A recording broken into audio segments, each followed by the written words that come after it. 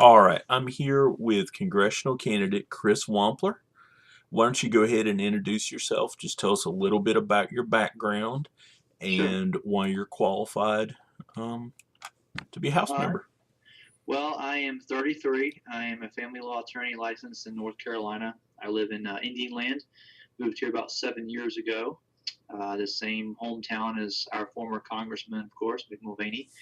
And I think the the thing that makes me qualify for this, first of all, nobody in the race has actually served in U.S. Congress before. I mean, they served in state office, the state house, the state senate, that kind of thing. And that's actually just a couple people. The rest of us are activists, party people, attorneys, that kind of thing. So, I don't think anyone is qualified in the sense of what their service record is. I think it's more of an ideas based thing.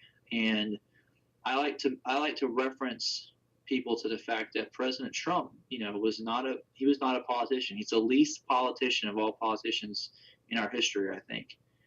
So it's I think what it is that sets me apart is my ideas, and it's my belief in constitutionally limited government.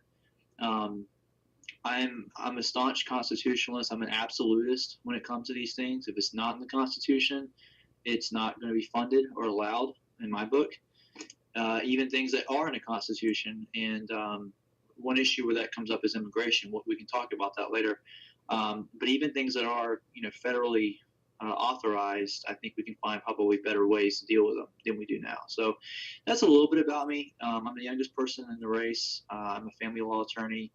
They like to say trial lawyer, but I try not to take cases to trial. So, but anyway, that's a little bit about me. Okay. What are your views on civil asset forfeiture? Is it a useful tool or an unjust taking? It is extremely unjust. It's a reversal of innocent until proven guilty. And that's one thing I was pretty disappointed to see that Jeff Sessions, once he got confirmed as Attorney General, basically said he was going to go after it and pursue it even more so because he sees it as a tool of law enforcement. I see it as a tool of oppression. And you know as well as I do that civil asset forfeiture is essentially if the government, like let's say you're driving somewhere, and this actually happened. There was a young man driving to, I think he was driving to Los Angeles or something from the Midwest. He was going out to pursue his dream in acting or music or something like that. He got pulled over and he was found with a large amount of cash. Well, if the government finds all this cash on you, they just automatically assume that you're a drug dealer or doing something nefarious with that money.